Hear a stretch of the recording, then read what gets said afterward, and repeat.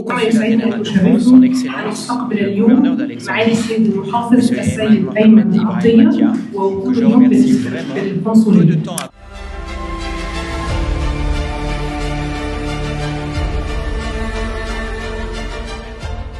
أكبر مشروعات بتتم في اسكندرية وكانت أحلام لكل الشعب السكندري تم بالتعاون مع الجانب الفرنسي ووكالة التعاون الفرنسي الAFD، لأن التجربة الحمد لله على مدار التاريخ كانت تجربة ناجحة. فده بيقول إن اسكندرية برضو ليها مكانة كبيرة عند أصدقائنا في فرنسا، وليها أولوية كبيرة عند الحكومة الفرنسية، وإن شاء الله دايما بنطمح في تعاون مستمر مع أصدقائنا في فرنسا في شتى المجالات إن شاء الله.